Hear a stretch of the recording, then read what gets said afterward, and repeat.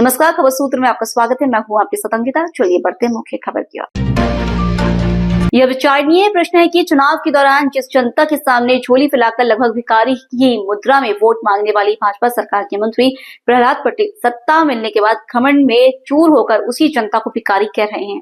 उससे बड़ी बात यह है कि अपने इस बयान पर माफी मांगने के बजाय इसे आगे भी दोहराने की बात करते हैं। इससे स्पष्ट होता है कि सत्ता के घमंड में भाजपा के मंत्री जानबूझकर प्रदेश की जनता का अपमान कर रहे हैं, जिसने उसे सत्ता के शिखर पर पहुंचाया। कांग्रेस पार्टी प्रदेश की आम जनता का अपमान करते ही बर्दाश्त नहीं करेगी, क्योंकि लोकतंत्र में जनता मालिक है, भिखारी नहीं। यदि मध्य प्रदेश के मुख्यमंत्री और भाजपा संगठन ने अपने मंत्री प्रहलाद पटेल पर कोई कार्रवाई नहीं की, तो इसका अर्थ है कि वे मंत्री के बयान का समर्थन करते हैं और मध्य प्रदेश की सरकार और भाजपा का संगठन भी इस अपमान में शामिल है।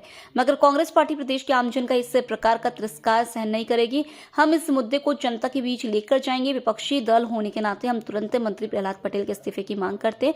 साथ ही कल 6 मार्च 2025 गुरुवार को ब्लॉक स्तर पर एवं 8 मार्च 2025 शनिवार को जिला मुख्यालय पर इस घटना को लेकर विरोध प्रदर्शन करेंगे। खरगोन से खबर सूत्र के लिए ब्यूरो रिपोर्ट। ये प्रेस वार्ता भारतीय जनता पार्टी के मंत्री प्रहलाद पटेल जी द्वारा जो जनता को अपशब्द कहे गए, वो सब आपने सुने। शायद मैं जनता के लिए वो शब्दों का इस्तेमाल नहीं करना चाहिए, ऐसा मैं मानता हूँ। इसलिए वो शब्द आपको मीडिया के माध्यम से मालूम पड़े हैं। और भारतीय जनता पार्टी की जो भ्रष्टाचार रूपी, अहंकार रूपी रावण जैसी स्थिति हो गई है कि इनके 10 सिर हैं।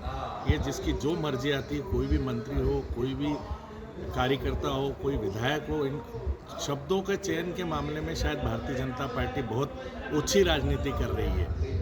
और ये प्रदेश की जनता के लिए एक दुखदाई है कि अरे कोई भी चीज़ आपने घोषणा की, आप वोटों की भीख मांगने आप जनता के पास गए थे। शिवराज सिंह जी ने नाक रगड़ रगड़ कर महिलाओं के सामने रैंप पे चल के इवेंट में ये कहा था कि मैं 3,000 रुपये महिलाओं को दूंगा। आज तक 1250 रुपये नहीं दिए। तो ये नोटंकी कर रहे। किसानों के लिए इन्होंने कुछ भी उपलब्ध नहीं कराया। युवाओं के लिए कोई रोजगार नहीं है। किसान आज खाद, बिजली के लिए, पानी के लिए, खेती की दवाइयों के लिए लाइन में लगा है। तो ये लाइन में लगाने के लिए मजबूर किसने किया? भारतीय जनता पार्टी ने। क्योंकि भारतीय जनता पार्टी की जो भी 23 सालों में पॉलिसी रही है, वो लोगों को लाचार करने की है, चाहे प्रदेश की हो चाहे देश की हो। नरेंद्र मोदी जी बोलते हैं 80 करोड़ लोगों को हम अनाज दे रहे हैं। तो 140 में से अगर 80 करोड़ लोगों को आप अनाज दे रहे हो, मतलब आप देश की जनता को आपने लाचार कर दिया। आपकी वोट बैंक की राजनीति के लिए कि आपको वोट मिलते रहे, जनता आपके लिए लाइन में लगी रहे और आपकी सरकार चलती रहे।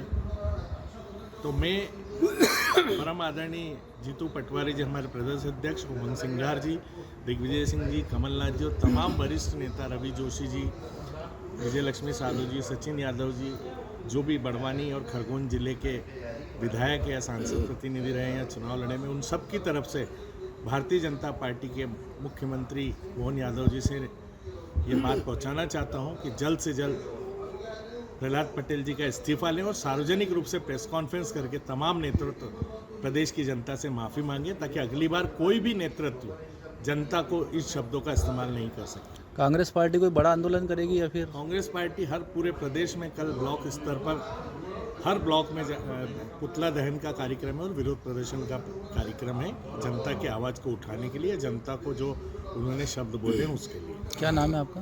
प्रवक्ता आनंद जैन कासलीवाल, मध्य प्रदेश कांग्रेस।